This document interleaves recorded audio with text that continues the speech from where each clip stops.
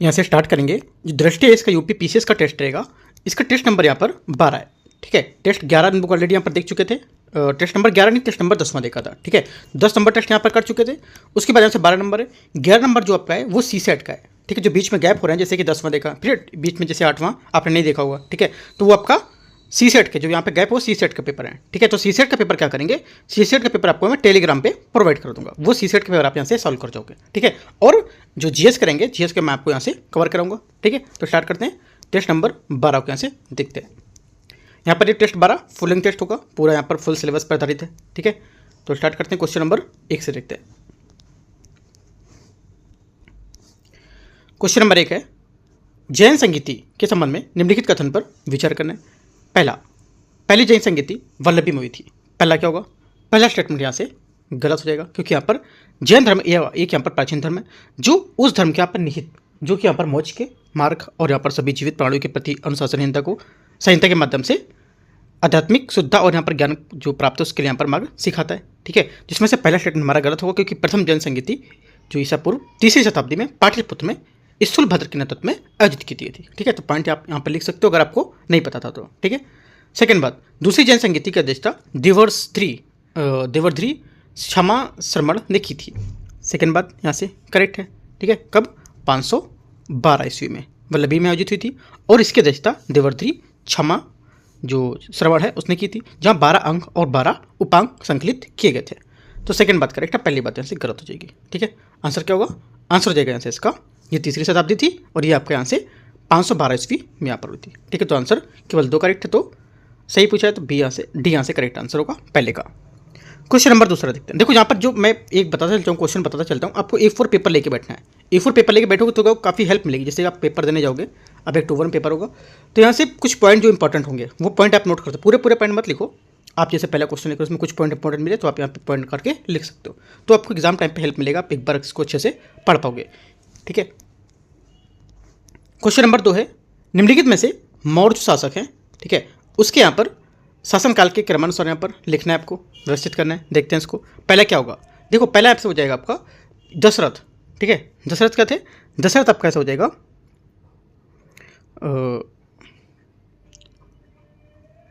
दशरथ आपका हो जाएगा 232 से 224। ठीक है, ये उसके बाद क्या होगा, उसके बाद आएगा आपका यहाँ से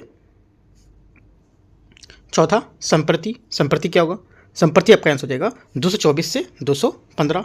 ठीक है, संप्रति हो गया, आप पॉइंट नहीं तो चलो मैं बोलता जा रहा हूँ। ठीक है, अगला पहला हो गया, दूसरा, फिर चौथा, फिर अगला आएगा सतधनवन क्या होगा, यहाँ से हो जाएगा ये सतधनवन आपका, इसमें ये 195 से 187।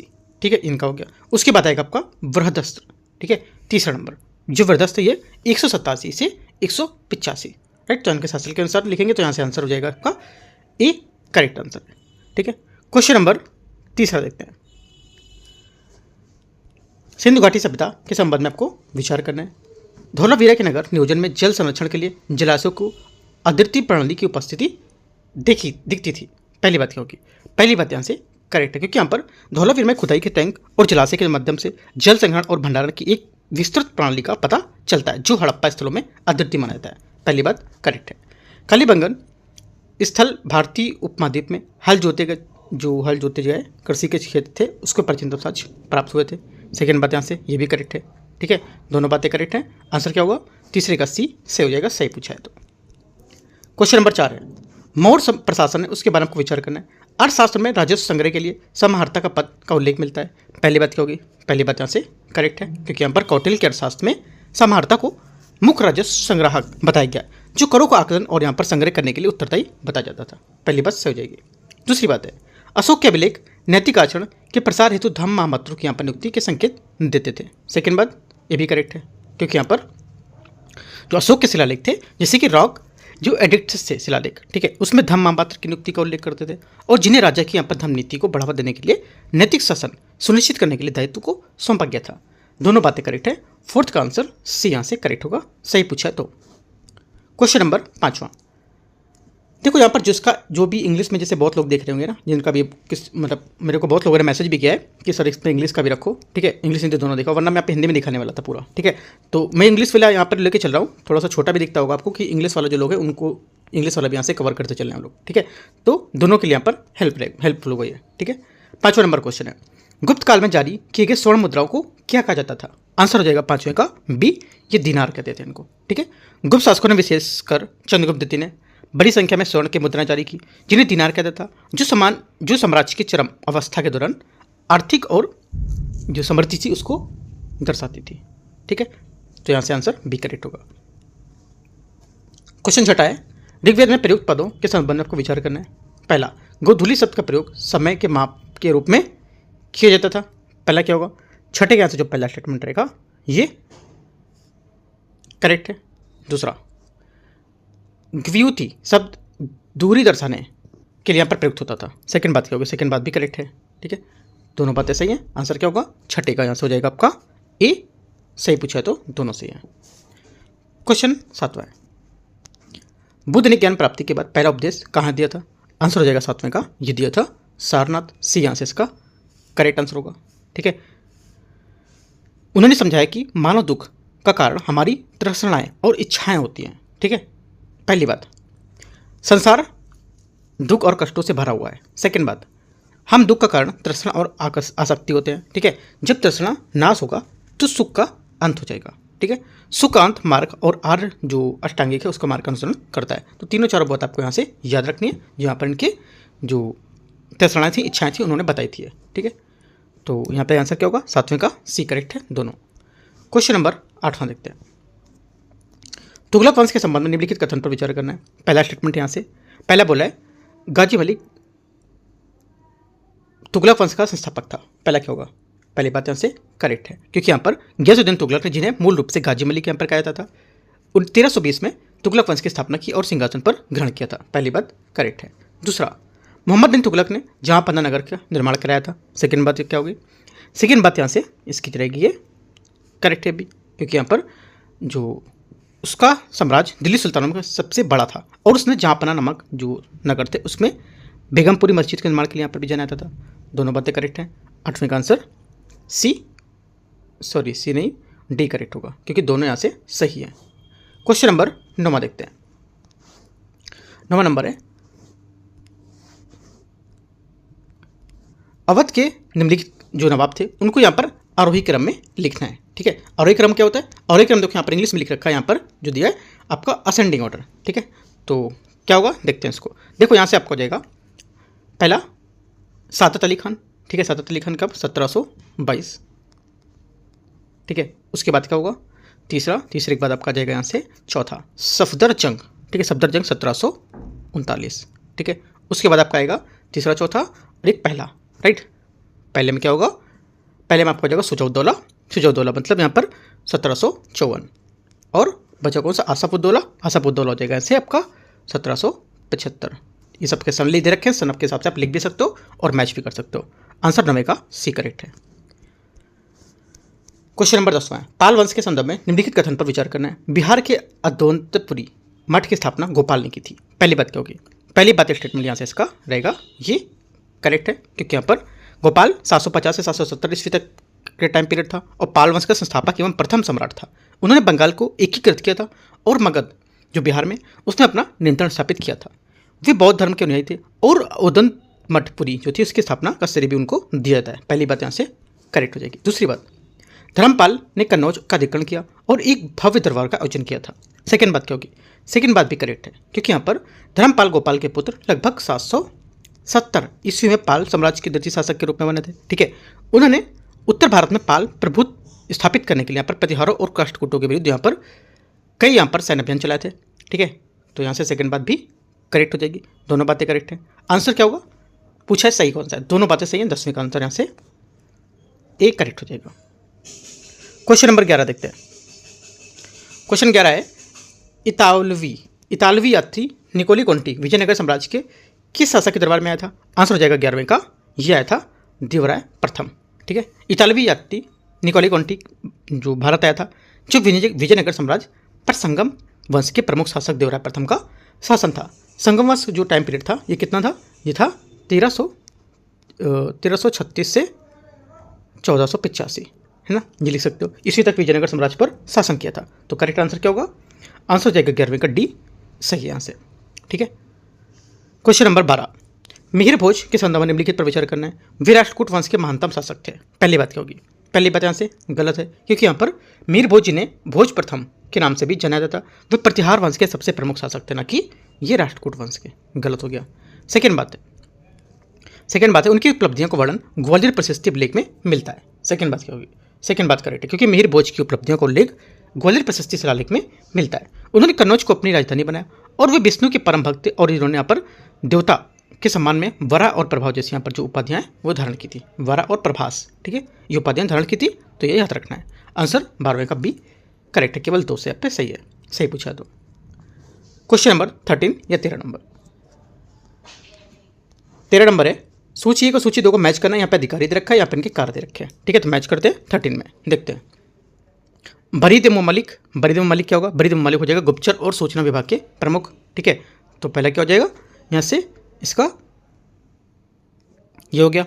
ठीक है, और सिकदार क्या होगा, सिकदार मतलब ये मतलब यहाँ पर जो कानून व्यवस्था बना रखता था उसका जिम्मेदार होता था। ठीक है, तो यहाँ से क्या होगा, तो बी का 2 होना चाहिए यहाँ से, राइट। आगे देखते हैं, सी आमिल क्या होता था, आमिल जो होता था यहाँ से ये आमिल अमीन काजी सब के फौजदार टाइप में होते थे। ठीक है, राजस्व एकत्रित करते थे, तो यहाँ से इनको मानते थे। ठीक है, आगे देखते हैं, काजी क्या होते थे, काजी आपके जो इसमें काजी हो जाएंगे आपके।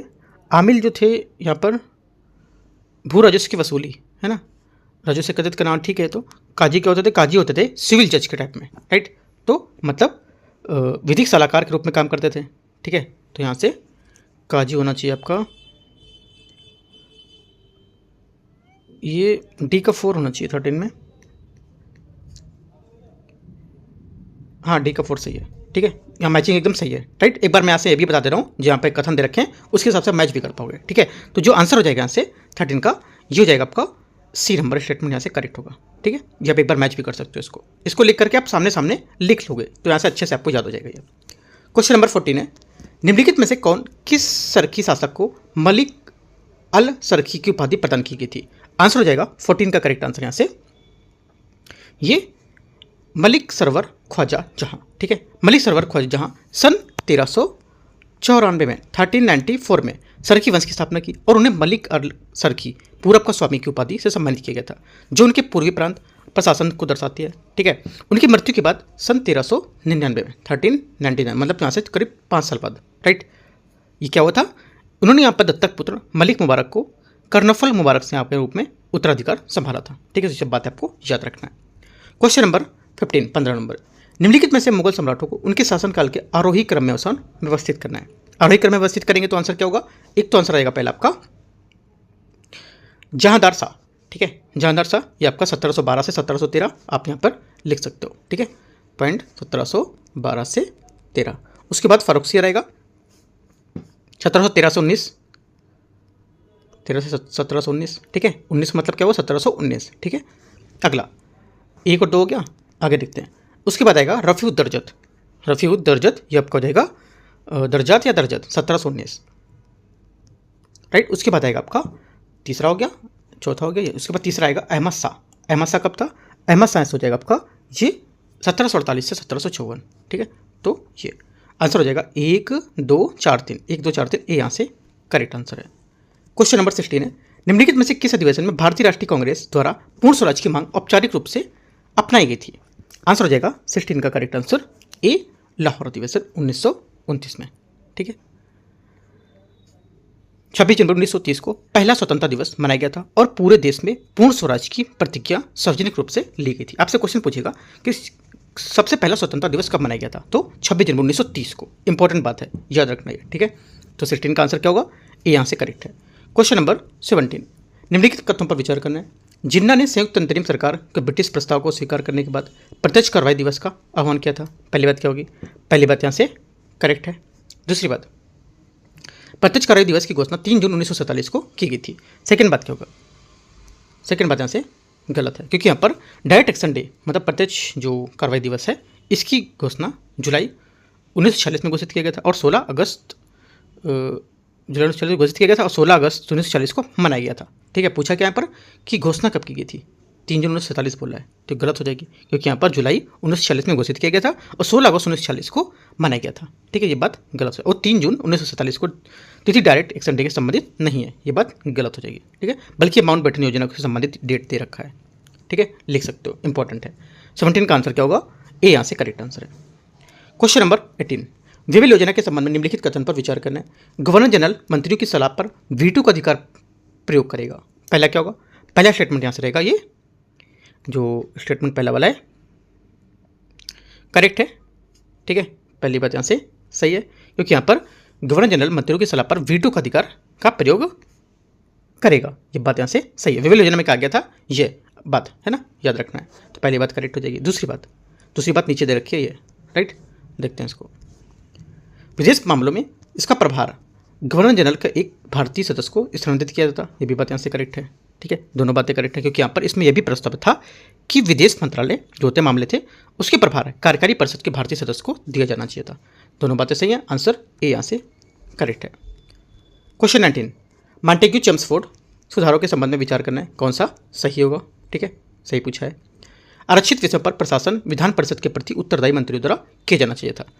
पहला बात क्या होगी, पहली बात यहाँ से गलत है, क्योंकि यहाँ पर जो मॉन्टेग्यू चेम्सफोर्ड सुधार थे उसमें प्रांतों में द्वैत शासन की शुरुआत की, जिसमें प्रशासनिक विषय 2 श्रेणियों में विभाजित किए गए थे, आरक्षित और हस्तांतरित। राइट, आरक्षित विषय पर प्रशासन गवर्नर अपने कार्यकारी परिषद के माध्यम से करेगा, जबकि हस्तांतरित विषय विधायी परिषद अपने जो चुने गए मंत्री उसके द्वारा पर किया जाएगा। ठीक है, तो यहाँ से ये बात गलत हो जाएगी। ठीक है, पूरा पॉइंट जो मैंने बताया आपको नोट करके लिखना है, कहाँ गलत है आपको की पॉइंट से देखना है। सेकंड पॉइंट है, गवर्नर जनरल जो था 8 सदस्यों वाली कार्यकारी परिषद द्वारा सहायता दी जानी थी, जिनमें 3 भारतीय होने चाहिए थे। सेकंड बात क्या होगी, सेकंड बात यहाँ से करेक्ट है, क्योंकि गवर्नर जनरल जो था उसको 8 सदस्यों वाली कार्यकारी परिषद द्वारा सहायता दी जानी चाहिए थी। ठीक है, जिसमें 3 भारतीय सदस्य होने चाहिए थे। इसके अतिरिक्त सुधारों के प्रशासन के लिए 2 अलग अलग विषय सूची बनाई गई थी, एक केंद्र के लिए और एक प्रांतों के लिए। ठीक है, तो सेकंड बात यहाँ से करेक्ट है। आंसर क्या होगा, पहली गलत है और सेकंड सही है, तो आंसर सही पूछा है तो डी 19 का। क्वेश्चन नंबर 20,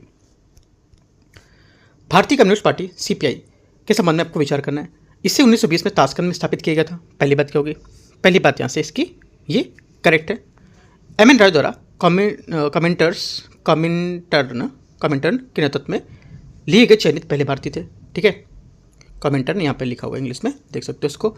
तो सेकंड बात भी यहाँ से इसकी करेक्ट हो जाएगी। दोनों बातें यहाँ से करेक्ट है, क्योंकि एम.एन. राय ने कॉमिंटर्न के नेतृत्व के लिए चुने जाने वाले पहले भारतीय बनकर अंतर्राष्ट्रीय मान्यता प्राप्त की थी। दोनों बातें सही हैं, आंसर 20 का ये करेक्ट है। 21 है, यहाँ पर सूची 1, सूची 2 प्रकाशन और यहाँ पर संस्थापक संपादक दे रखा है। मैच करते हैं इसको, देखते हैं 21 को। पहला क्या होगा, संवाद कौमुदी।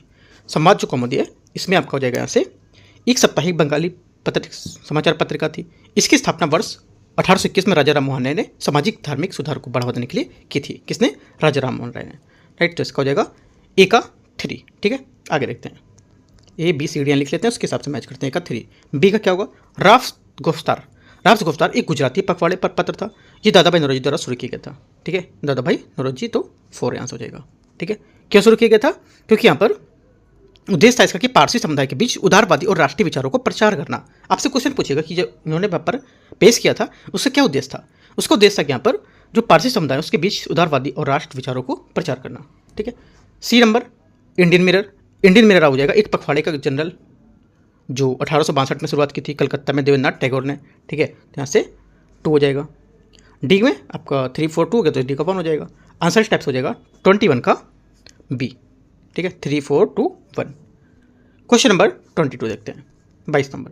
निम्नलिखित में से कौन सा यहाँ पर सही सुमेलित नहीं कर रहा है। करेक्ट आंसर हो जाएगा 22 का यहाँ से ये सी नंबर अरप्पीपुरम। यहाँ पे देखते हैं इंग्लिश में अरप्पीपुरम। ठीक है, ये हो जाएगा आपका मूवमेंट मतलब आंदोलन। ये कौन था, रामकृष्ण पिल्लई बोल रहा है। ठीक है, तो यहाँ से ये गलत होगा। ठीक है, कौन होगा यहाँ से, इसका हो जाएगा श्री नारायण गुरु के नेतृत्व में यहाँ पर किया गया था ये। राइट, तो ये गलत हो जाएगा आंसर, ये गलत है तो गलत पूछा है सी। 23 है, निम्नलिखित में से कौन वर्ष 1946 में भारत भेजे गए कैबिनेट मिशन का सदस्य नहीं था। आंसर हो जाएगा 23 का ऐसे करेक्ट आंसर ये डी, क्लेमेंट एटली।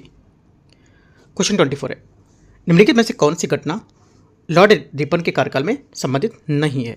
ठीक है, करेक्ट आंसर हो जाएगा 24 का डी, तृतीय बर्मा युद्ध। ठीक है, तृतीय बर्मा युद्ध यहाँ से इससे संबंधित नहीं होगा। तृतीय बर्मा युद्ध लॉर्ड डफरिन के कार्यकाल से संबंधित है, जिन्होंने वर्ष 1884 में 1888 तक भारत के वाइसरॉय के रूप में काम किया था। ठीक है, तो ये बात गलत हो जाएगी।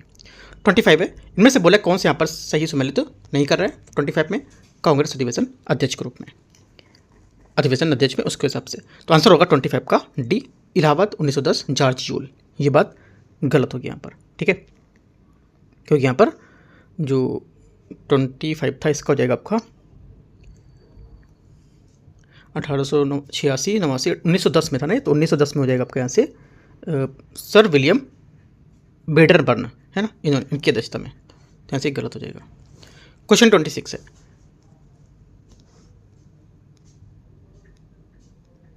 तराई क्षेत्र के संबंध में निम्नलिखित कथनों पर विचार करना है। तराई क्षेत्र की मृदा नाइट्रोजन और कार्बनिक पदार्थों से समृद्ध है।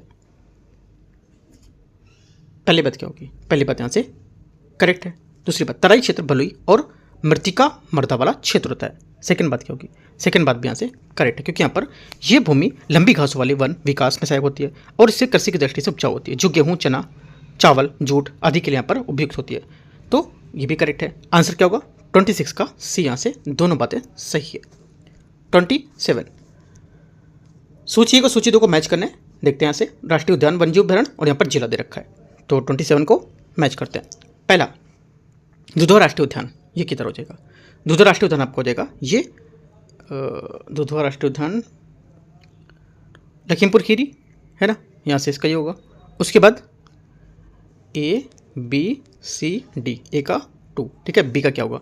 बी का यहाँ से हो जाएगा आपका ये 4 नंबर, मतलब यहाँ पे हस्तिनापुर वन्यजीव अभयारण्य आपका मेरठ, ठीक है। सी नंबर मतलब सोहागी बरवा वन्यजीव अभयारण्य, ये किधर होगा? ये तीसरे में, मतलब यहाँ से महाराजगंज। चंद्रप्रभा अभयारण्य, चंद्रप्रभा अभयारण्य आपको हो जाएगा यहाँ से चंदौली, ठीक है, तो डी का 1 राइट। तो इस टाइप से आंसर यहाँ से होगा ये डी स्टेटमेंट करेक्ट है। 28 निम्नलिखित में से कौन से यहाँ पे सुमेलित नहीं कर रहा है खनिज जिला के हिसाब से? देखो, फेल्डस्पार झांसी, ठीक है, फेल्डस्पार क्या होगा? झांसी, तो पहला स्टेटमेंट यहाँ से करेक्ट है, ठीक है। हीरा बांदा करेक्ट है यहाँ से राइट। रॉक फॉस्फेट ललितपुर, ये भी आपका करेक्ट है। बचा कौन सा यहाँ से? चूना पत्थर, चूना पत्थर आपको हो जाएगा। और सारी चट्टान है जो भू परपट्टी, जो इससे निकाला जाने वाला एक महत्वपूर्ण प्राकृतिक संसाधन है और मुख्यतः उत्तर प्रदेश के सोनभद्र जिले में पाया जाता है, ठीक है। यहाँ से हमीरपुर गलत हो जाएगा, ठीक है, तो ये गलत हो गया। आंसर गलत ही पूछा था, तो डी। 29 यहाँ पे मैच करना है, देखते हैं। माता टीला बांध, ए बी सी डी कर लेते हैं, ए बी सी डी, ठीक है। तो माता टीला बांध यहाँ पे हो जाएगा 29 में, ये किधर है? बेतवा में, ठीक है। आगे मेजा जलाशय नहर, मेजा जलाशय नहर आपका किधर होगा? ये हो जाएगी आपकी यहाँ से बेलन में, ठीक है। नंगवा बांध नहर, नंगवा बांध नहर आपका हो जाएगा यहाँ से कर्मनासा 3। चौथा डी, तो आंसर होगा 29 का ए।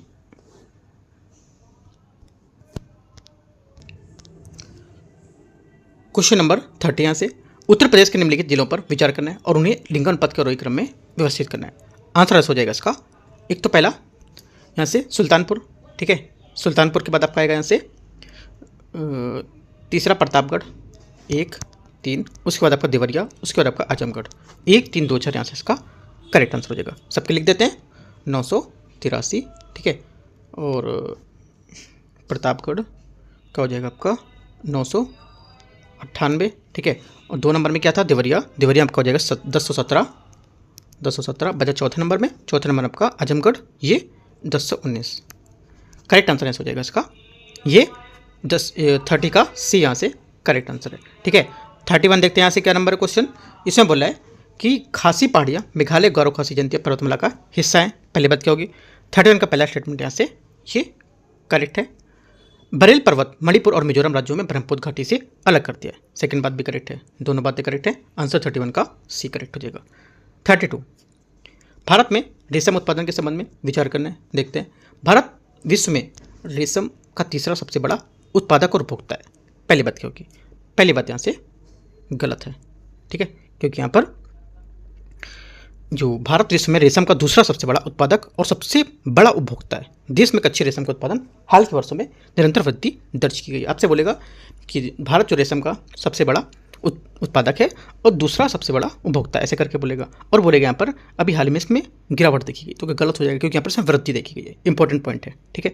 सेकंड बात, कर्नाटक देश का सबसे बड़ा रेशम उत्पादक राज्य है। सेकंड बात यहाँ से क्या होगा? सेकंड बात यहाँ से करेक्ट है, ठीक है, ओनली 2 करेक्ट है। आंसर यहाँ से बी 32 का करेक्ट आंसर सही पूछा है। तो क्वेश्चन नंबर 33, हिमालय के संबंध में निम्नलिखित कथन पर विचार करना है। पार हिमालय मुख्यतः काराकोरम, लद्दाख, जास्कर और कैलाश पर्वतमालाएं शामिल होती हैं। पहली बात क्या होगी? पहली बात यहाँ से करेक्ट है। दूसरा, शिवालिक पर्वत हिमालय से नदियों द्वारा लाए गए असंपीड़ित तलछट से बने होते हैं। सेकंड बात भी करेक्ट हो जाएगी। तीसरी बात, पूर्वांचल पहाड़ियाँ हिमालय की पूर्वी विस्तार है जो पटकाई और बोम पहाड़ियों की ओर वक्रित हैं। ये भी बात करेक्ट है। तीनों बातें यहाँ से करेक्ट हैं। आंसर क्या होगा हिमालय के संबंध में? तीनों बातें यहाँ से करेक्ट है। क्वेश्चन नंबर 34, निम्नलिखित पर विचार करना है। सहेल क्षेत्र एक अर्धशुष्क पारिस्थितिक क्षेत्र है जो सहारा मरुस्थल और सूडानी सवाना के बीच यहाँ पर समस्त अफ्रीका में विस्तृत है। पहली बात क्या होगी? पहली बात यहाँ से करेक्ट है। दूसरा, इस क्षेत्र में अवस्थित चार्ड झील के आकार में जलवायवी जो परिवर्तनशीलता होती है और मानवीय हस्तक्षेप होता है, दोनों के कारण संकुचन होता है। सेकंड बात क्या होगी?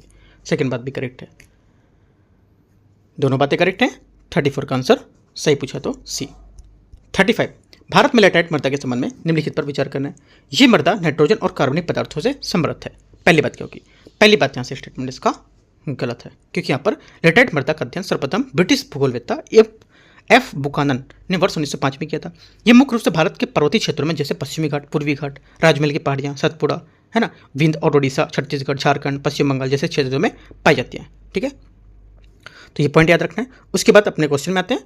तो ये बोला ये मृदा जो होती है लौह और एल्युमिनियम से समृद्ध होती है, लेकिन नाइट्रोजन, पोटास इससे यहाँ पर कमी मानी जाती है। तो पहली बात गलत हो गई। इस मृदा का उपयोग मुख्य रूप से गन्ना और काजू की खेती के लिए किया जाता है। ये बात एकदम गलत है क्योंकि यहाँ पर हालांकि गन्ने के उत्पादन के लिए प्रायः लैटेराइट मिट्टी जो मृदा पर नहीं किया जाता है, लेकिन इसके पोषक तत्व जो होते हैं उसकी क्षमता पर काजू की खेती यहाँ पर की जा सकती है, ठीक है। गन्ने के यहाँ पर नहीं करेंगे, ठीक है। तो गन्ने के लिए यहाँ पर जो मृदा है इसका प्राथमिक उपयोग कृषि के लिए नहीं मानते हैं। तो ओनली 1, अच्छा दोनों बातें गलत थी ना। 35 का पहला भी गलत था और दूसरा भी गलत है, तो ना तो 1 ना ही 2 सही पूछा है। तो क्वेश्चन 36 है, सूची 1 और सूची 2 को मैच करना है, दर्रा संयोजन, ठीक है। मैच करते हैं। 36 को देखते हैं यहाँ से। पहला बोला है A B C D लिख लेते हैं। इमिसला ये क्या है? लद्दाख और तिब्बत के यहाँ पर कनेक्टिविटी प्रदान करता है, ठीक है। तो तिब्बत से लद्दाख, तो यहाँ पे 1 का 3 हो जाएगा, राइट, 1 का 3।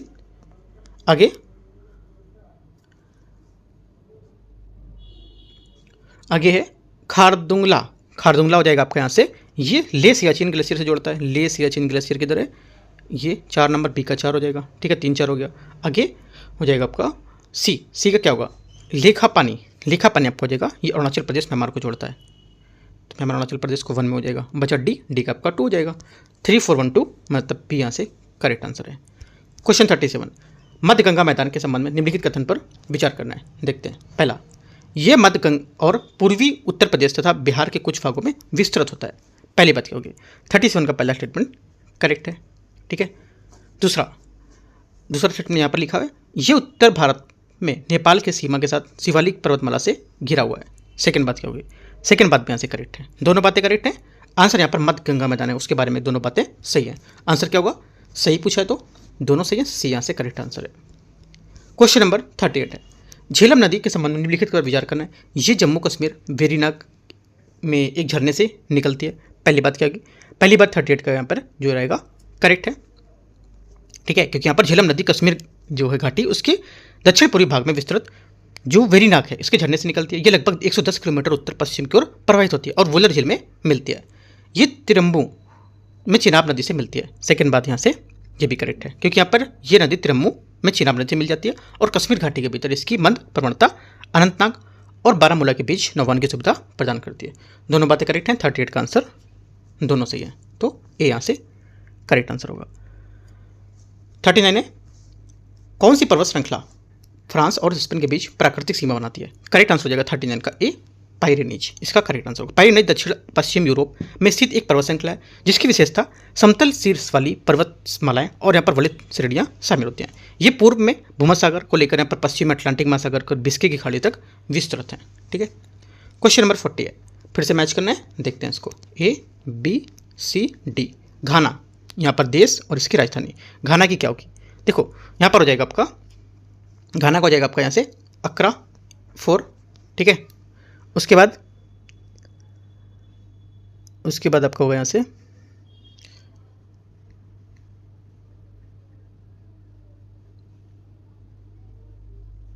आगे अर्जेंटीना।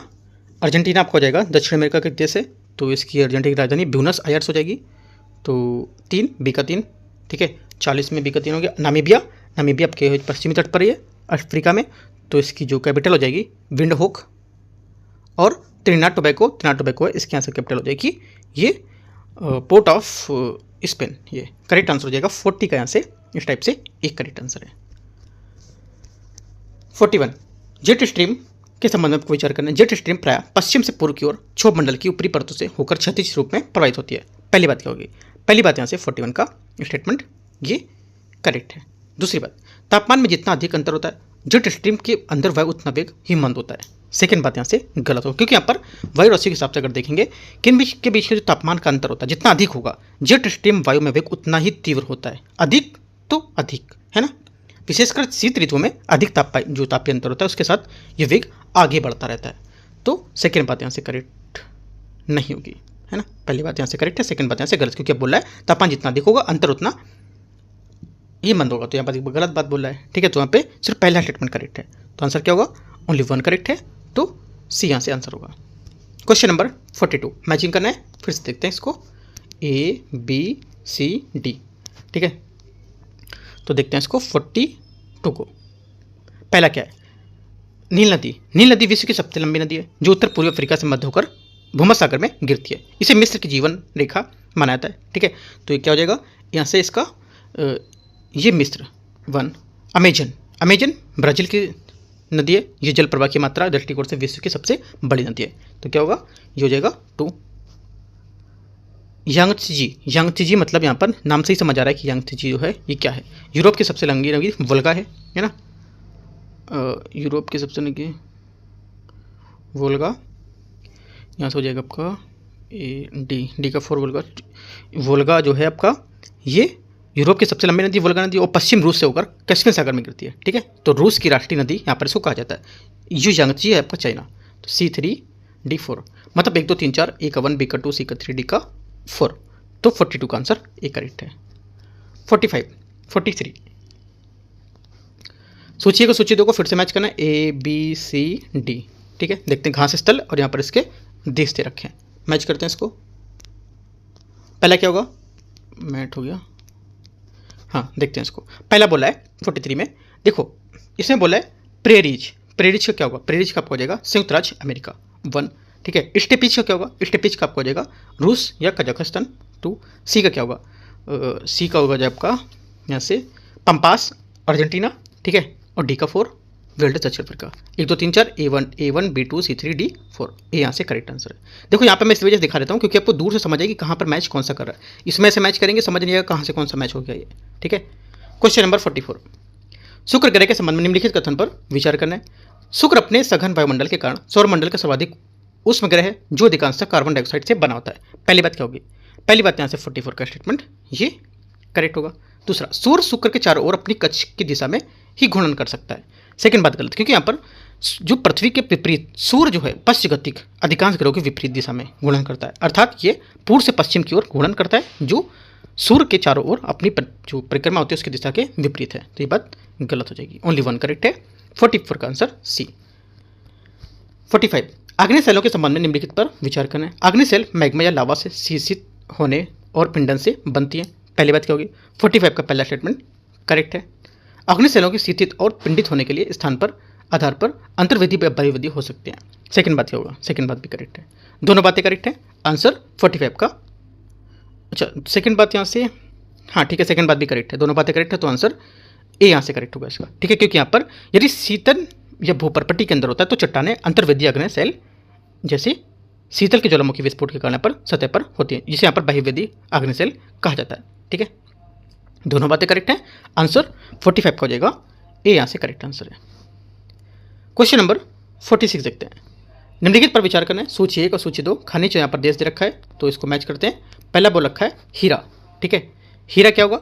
हीरा यहाँ से हो जाएगा आपका दक्षिण अफ्रीका। ठीक है, लव एस क्या होगा? लव एस हो जाएगा आपका, अच्छा हीरा आपका ए बी सी डी। ठीक है, तो हीरा आपका होगा दक्षिण अफ्रीका। अफ्रीका ऐतिहासिक रूप से हीरे की खदानों को लेकर किंबर्ली के प्रसिद्ध है, तो हीरा आपका होना चाहिए दक्षिण अफ्रीका। तो स्टेटमेंट के हिसाब से यहाँ से गलत दे रहा है मैचिंग। चलो अपने अकॉर्डिंग करते हैं हम लोग। जो हीरा हो जाएगा दक्षिण अफ्रीका, तो ए का 1। ठीक है, बी क्या है? लोएस्क बोला है, लोएस्क यहाँ पर ऑस्ट्रेलिया। ठीक है, ऑस्ट्रेलिया में विश्व के लौह के सबसे बड़े उत्पादक के निर्वातक में से एक मानता है, तो ऑस्ट्रेलिया लोएस्क के लिए हो गया। सी नंबर में क्या? बॉक्साइट। बॉक्साइट आपको हो जाएगा ब्राज़ील। ठीक है, ये भी आपका करेक्ट है क्योंकि ब्राज़ील में बॉक्साइट के प्रचुर भंडार हैं जो एल्युमिनियम का एक कच्चा माल है। ठीक है, डी नंबर में क्या है? तांबा। तांबा आपका चिली 4। 1 2 3 4 यहाँ से मैच कर रहा है, ए यहाँ से इसका आंसर होना चाहिए, लेकिन यहाँ से इसका आंसर कुछ और दे रहा है। ठीक है, तो अपने अकॉर्डिंग हम लोग करते हैं, यहाँ से सही होगा जो। ठीक है, इस वजह से यहाँ पे मैच करके दिखा देता हूँ मैं क्या यहाँ पे मैच हो रहा है, क्योंकि यहाँ पर स्टेटमेंट ये लोग ने कुछ मिसप्रिंट कर देते हैं तो इस वजह से गलत हो जाता है। ठीक है, देखो जो कोचिंग उसके द्वारा गलत नहीं दिया था, वो लोग अपना पूरा फ्रेम तैयार करके देते हैं, जो टाइपिंग करते हैं वो सब करते हैं, उसके द्वारा यहाँ पर थोड़ा सा मिसप्रिंट हो जाता है लिखने में। ठीक है, बाकी मैं आपको जो रहेगा सही अलग यहाँ करा देता हूँ मैचिंग वाले में कौन सा किसका मैच हो रहा है। 47 है, निम्नलिखित में से कौन भूमध्य सागर को लाल सागर से जोड़ता है? करेक्ट आंसर हो जाएगा 47 का करेक्ट आंसर यहाँ से ये सी स्वेज नहर इसका करेक्ट आंसर होगा। स्वेज नहर मिस्र स्वेज जो स्तंभ से उसको पार उत्तर से दक्षिण की ओर प्रवाहित होने वाला एक समुद्र जो स्तरीय जलमार्ग होगा जो भूमध्य सागर को लाल सागर से जोड़ता है। 48 है, पृथ्वी के क्रोड से संबंधित निम्नलिखित कथन पर विचार करना है। क्रोड मेंटल सीमा को गुटेनबर्ग अंशतात्य के रूप में जाना जाता है। पहली बात क्या होगी? पहली बात यहाँ से करेक्ट है। सेकंड बात, पृथ्वी का आंतरिक कोट 5150 किलोमीटर से 6400 किलोमीटर की गहराई तक विस्तृत है। सेकंड बात क्या? सेकंड बात भी करेक्ट है, दोनों बातें सही हैं। आंसर यहाँ से 48 का सी करेक्ट है। ठीक है, 49 यहाँ से 49 नंबर क्वेश्चन है, कर्क रेखा निम्नलिखित में से किस राज्य से होकर नहीं गुजरती है? करेक्ट आंसर हो जाएगा यहाँ से 49 का बी, इनमें से 2 मणिपुर और उड़ीसा। पश्चिम बंगाल मिजोरम यहाँ से सही हो जाएगा क्योंकि यहाँ पर जो गुजरती है 8 राज्यों से, भारतीय राज्यों से गुजरेगी। ठीक है, इसमें से गुजरात, राजस्थान, मध्य प्रदेश, छत्तीसगढ़, झारखंड, ठीक है, पश्चिम बंगाल, त्रिपुरा और मिजोरम 8 यहाँ पर हो जाएंगे। ठीक है, तो आंसर 2 4 नहीं होगा। क्वेश्चन 50 है, विक्टोरिया झील निम्नलिखित में से किस देश से सीमाबद्ध है? आंसर हो जाएगा 50 का करेक्ट आंसर यहाँ से ए केन्या, दूसरा तंजानिया और तीसरा युगांडा, इनमें से यहाँ पर सीमाबद्ध है। लेकिन यहाँ पर दक्षिण सूडान इसका गलत आंसर होगा। ठीक है, दक्षिण सूडान यहाँ से इसका गलत आंसर है। आगे देखते हैं क्वेश्चन 51 नंबर को। पनामा नहर निम्नलिखित में से किस महासागर को जोड़ती है? करेक्ट आंसर हो जाएगा 51 के यहाँ से ये जोड़ती है सी अटलांटिक महासागर और प्रशांत महासागर, सी यहाँ से इसका करेक्ट आंसर होगा। क्वेश्चन नंबर 52, निम्नलिखित में से विचार करना है। सूची 1 और सूची 2 जलप्रपात बोल रखा है और यहाँ से इसके देश दे रखे हैं। ठीक है, देखते हैं 52 को पहला क्या होगा। पहला आंसर हो जाएगा इसमें ए बी सी डी। ठीक है, इसको देखते हैं। इसमें होगा एंजल फॉल्स वेनेजुएला ए का 2। ठीक है, अगला बी वेनुफोसिन फॉल्स ये आपका Norway 3, James Bruce falls, James Bruce falls आपका हो जाएगा ये कनाडा। ठीक है, तो कनाडा हो गया सी का 4। अगला हो जाएगा डी का 1 मतलब Browne falls New Zealand. Correct answer 2 3 4 1 2 3 4 1 कहाँ है? ए में है। क्वेश्चन नंबर 53, निम्नलिखित कथनों पर विचार करना है। प्रति विषुवत रेखी धारा उत्तर और दक्षिण विषुवत धाराओं के बीच अटलांटिक महासागर से पश्चिम से पूर्व की ओर प्रवाहित होती है। पहली बात क्या होगी? पहली बात यहाँ से स्टेटमेंट करेक्ट है। दूसरा, हम्बोल्ट धारा दक्षिण अमेरिका के पश्चिमी तट से अनुदिश प्रवाहित होने की वाली एक सीधी धारा है। ये की बात करेक्ट है, दोनों बात करेक्ट है। ठीक है, हम्बोल्ट धारा जिसे पेरू की धारा भी यहाँ पर कहा जाता है, याद रखना है। ठीक है, आपसे बोलेगा पेरू की धारा, जो यहाँ से ऐसे करके बता देगा, बात करेगा हम्बोल्ट धारा की। ठीक है, तो ये भी कहते हैं, याद रखना है आपको। दोनों बातें यहाँ पर करेक्ट है। आंसर क्या होगा? सी यहाँ से करेक्ट है, सही पूछा तो। क्वेश्चन नंबर 54, चबाहार बंदरगाह चबाहार पोर्ट जो था, ठीक है, उसके बारे में किस खाड़ी में स्थित है? आंसर हो जाएगा 54 का करेक्ट आंसर ये ओमान की खाड़ी में। ठीक है, भारत इस सामरिक बंदरगाह को विकसित करने के लिए मई 2015 में ईरान के साथ एक समझौता ज्ञापन पर हस्ताक्षर किए थे। क्वेश्चन नंबर 55 देखते हैं। सूची 1 और सूची 2 को मैच करना है। यहाँ पर टाइगर रिजर्व बोला है और यहाँ पर इसके राज बोल रहे हैं। तो सतकोशिया क्या होगा? सतकोशिया का आपको जाएगा आंसर इसका ये कर्नाटका, ठीक है, ए का 3, राइट, सॉरी सतकोशिया से उड़ीसा होना चाहिए। Satkosia tiger reserve A B C D, ए का 4। सतकोशिया टाइगर रिजर्व उड़ीसा में स्थित है, जो महानदी पर स्थित है, ठीक, गार्ज के लिए प्रसिद्ध है। ठीक है, मैच करते हैं, पहले देखते हैं। पेरियार टाइगर रिजर्व केरला, पेरियार किधर है? केरला में, तो बी का 1, राइट। नागरहोल BBN मतलब BN का मतलब क्या होता है?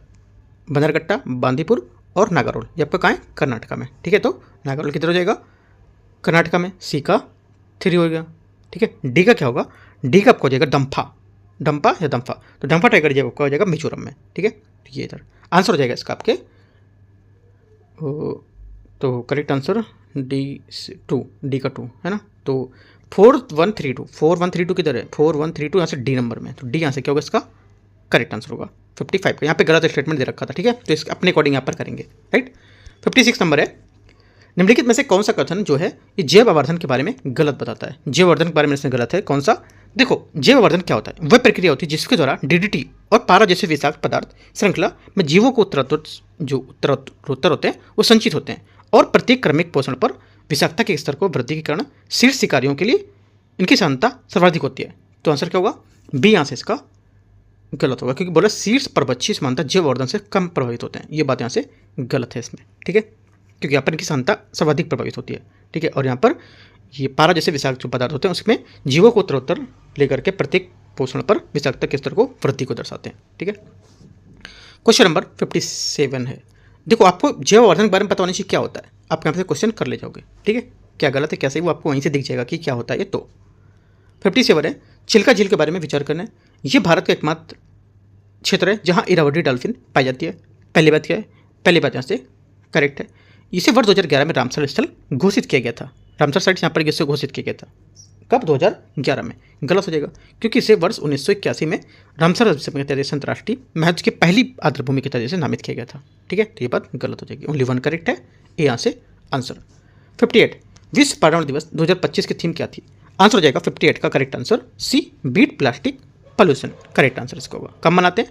5 जून को, ठीक है। आगे देखते हैं क्वेश्चन 59, निम्नलिखित में से कौन सा कारक महासागरीय लवणता वितरण के निर्माण को प्रभावित करता है? आंसर हो जाएगा 59 का करेक्ट आंसर यहाँ से, एक तो पहला वाष्पीकरण वर्षण, दूसरा नदी प्रवाह और तीसरा आपका महासागरीय धाराएं, ठीक है। चौथा यहाँ से महासागर नितल की स्थिति करती होंगी, ये महासागरीय जो लवणता होती है उसके वितरण को नहीं प्रभावित करेंगी, तो ये बात गलत होगी, ठीक है। क्योंकि यहाँ पर जो महासागर नितल है इसकी स्थलाकृति प्रत्यक्ष रूप से लवणता वितरण को प्रभावित नहीं करती हैं, ये महासागर प्रसंचरण के प्रतिरूप को प्रभावित करती हैं, लेकिन लवणता मुख्य रूप से जलवायु और जल विज्ञान की प्रतिक्रियाओं पर निर्भर करता है। 1 2 3 करेक्ट है, बी यहाँ से 59 का आंसर होगा। क्वेश्चन 60 है, पैसिफिक रिंग ऑफ फायर की विशेषता क्या होगी? ठीक है, इसकी क्या विशेषता होती है? देखो, इसकी विशेषता होती है कि यहाँ पर जो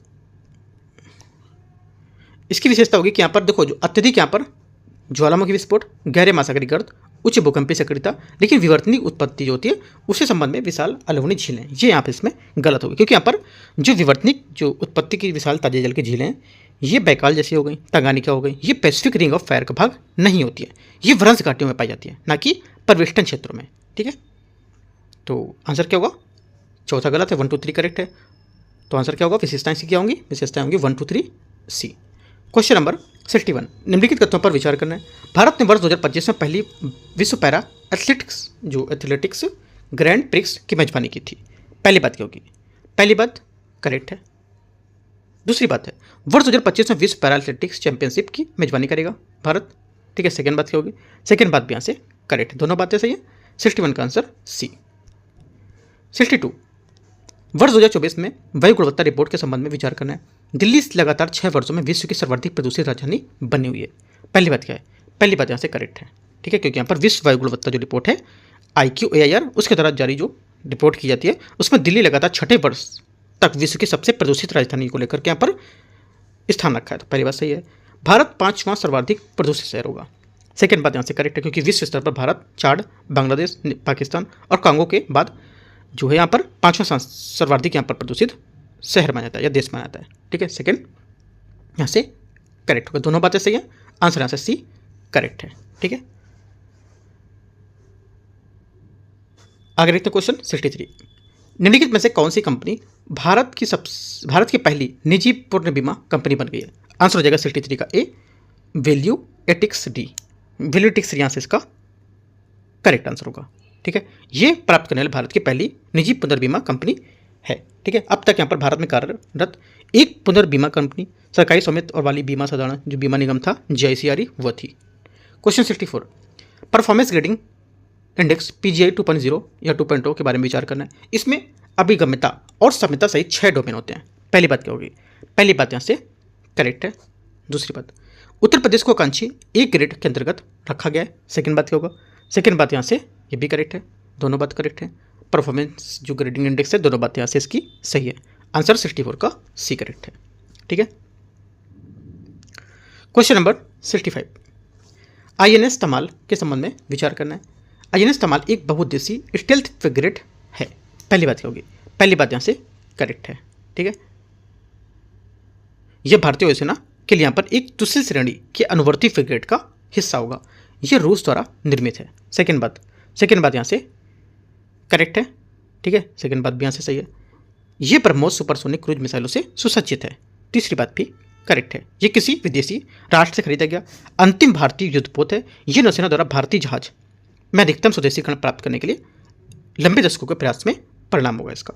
आपसे क्वेश्चन पूछ सकता है, स्टेटमेंट में एक और रख सकता है यहाँ पर कि यहाँ पर ये जो है किसी विदेशी राष्ट्र से खरीदा गया अंतिम भारतीय युद्धपोत है ना। एकदम करेक्ट बात है, याद रखना है। कहीं ना कहीं पॉइंट देके क्वेश्चन पूछेगा अगर ऐसा कुछ पूछा तो। ठीक है, तीनों बातें सही है, आंसर डी यहाँ से सही है। क्वेश्चन नंबर 66 है।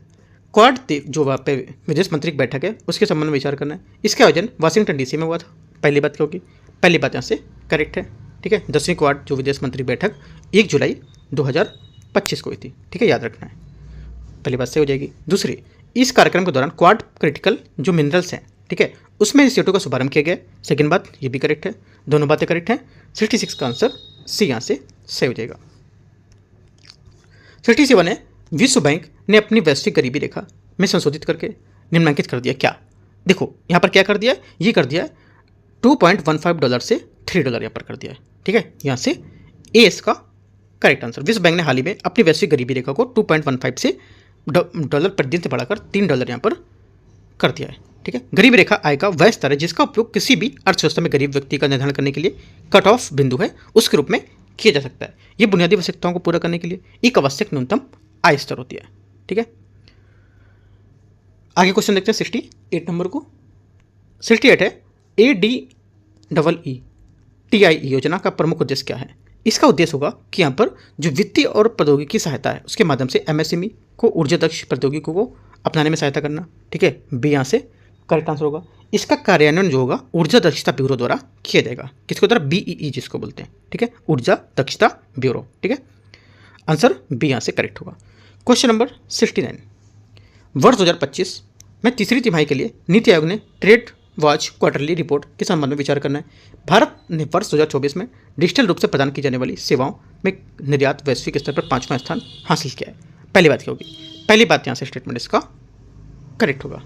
दूसरी बात, क्योंकि यहाँ पर व्यापारिक जो निर्यात है 3% से बढ़कर जो वित्तीय वर्ष है 25 की जो तिमाही है तीसरी तिमाही में ये $108 बिलियन तक पहुँच गया है। ठीक है, और व्यापारिक आयात कितना हो गया? 6.5% की वृद्धि हुई है। ठीक है, ये सब दोनों बातें इंपॉर्टेंट पॉइंट है, नोट कर लेना आपको। सेकेंड बात है, भारत विदेशी जो मशीनरी हथियार हैं, गोला बारूद जैसी वस्तुओं में निर्यात में 2014 से कम हो गया है। सेकेंड बात क्या है? सेकेंड बात यहाँ से इसका जो रहेगा ये सेकेंड बात आपको यहाँ से गलत है, क्योंकि यहाँ पर जो निर्यात है लगातार बढ़ रहा है 14 के बाद से। 10.6% था 14 में। ठीक है, और यहाँ पर अब कितना हो गया? ये बढ़ के कुछ ज़्यादा हो गया इसमें। ठीक है, तो यहाँ से बढ़ा हुआ है, कम नहीं हुआ है, तो गलत हो जाएगा। ओनली 1 करेक्ट है, सही पूछा तो ए यहाँ से 69 का करेक्ट आंसर है। क्वेश्चन नंबर 70 देखते हैं। एशियाई बौद्ध शिखर सम्मेलन जो उसके बारे में विचार करना है। एशियाई शिखर जो बौद्ध सम्मेलन है ये 5 से 6 नवंबर 2024 को नई दिल्ली में आयोजित किया गया था। ठीक है, पहला क्या होगा? 70 का पहला स्टेटमेंट यहाँ से करेक्ट है।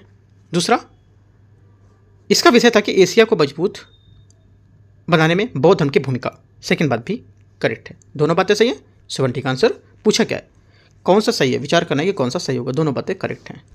71 घरेलू प्रणालीगत रूप से महत्वपूर्ण बैंकों में आपको विचार करना है DSIB को लेकर के। इन बैंकों को टू बिग टू फेल माना जाता है तथा वित्त पोषण बाजारों में इनके कुछ विशेष लाभ प्राप्त करते हैं। पहली बात क्या होगी, पहली बात यहाँ से करेक्ट है।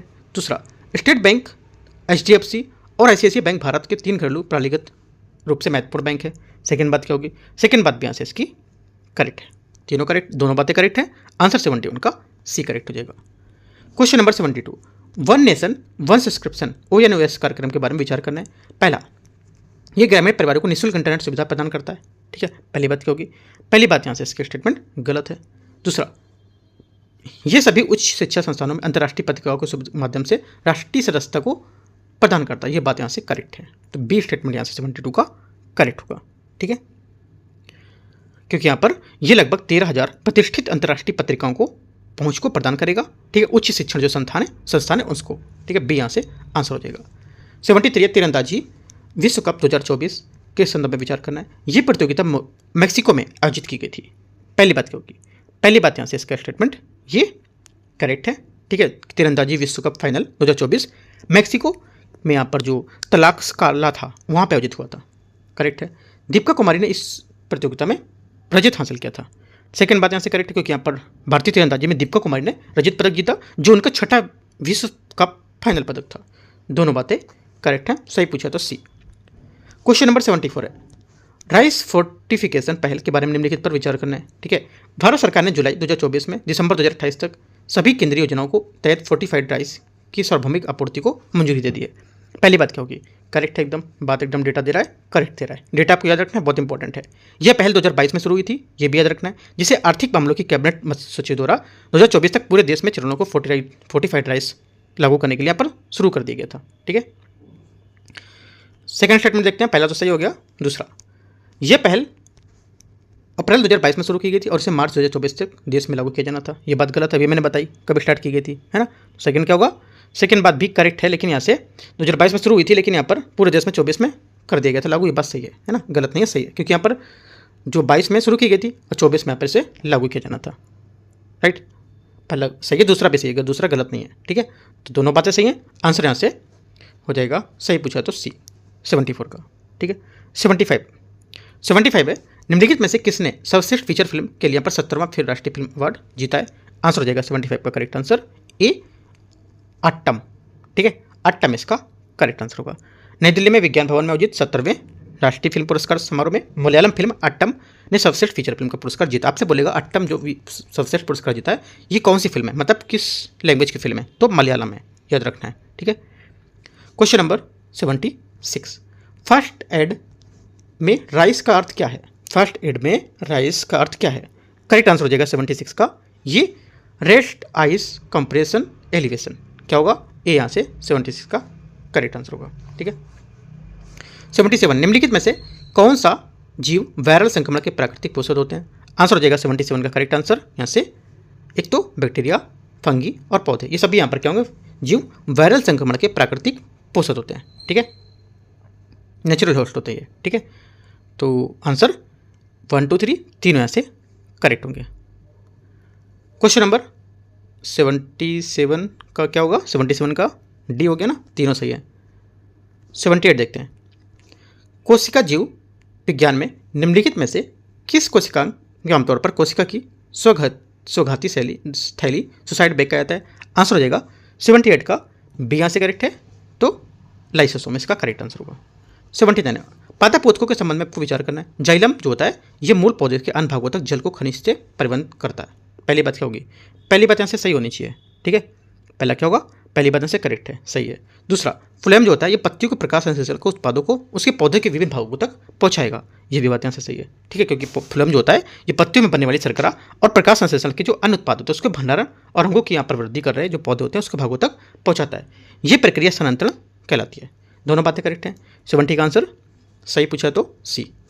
तो इस टाइप से जो दृष्टि का यहाँ पर टेस्ट नंबर 12 था, मैंने आपको यहाँ से 79 क्वेश्चन दिखा दिया। ठीक है, अब टेस्ट 12 का ही यहाँ पर जो पार्ट 2 रहेगा, ठीक है, पार्ट नंबर 2, उसमें यहाँ पर डिस्कस करेंगे क्वेश्चन नंबर 80 to 150। 80 नंबर से लेकर 150 तक क्वेश्चन पार्ट 2 में डिस्कस करेंगे। बाकी और भी टेस्ट यहाँ पर चल रहे हैं, है ना। फोरम आईएएस का है, ठीक है। और यहाँ पे जो मेक आईएएस का कुछ मैंने कुछ पेपर कराए हैं, ठीक है। और यहाँ पे यूकेटी अपना जो क्लासेस उसके भी कुछ पेपर 4-5 पेपर मैंने कराए थे, ठीक है। और अभी कराने का टाइम ही नहीं मिल पा रहा है क्योंकि यहाँ पर दृष्टि और इसका जो है फोरम का है ना, और यहाँ पे नेक्स्ट आईएएस के पेपर करा रहा हूँ, तो उसको टाइम बचेगा लास्ट में, तो उसको लास्ट में करा देंगे, राइट। बाकी आपसे जो पेपर है आपको आप डेली करते रहना है, और जो टॉपिक बताता हूँ, पॉइंट बताता हूँ, आपको नोट करके अच्छे से रिवीजन करना है, ठीक है। बाकी विदाउट रहता आप टेलीग्राम में जुड़कर पूछ सकते हो या कमेंट पे पूछ सकते हो, right. All the best, thank you.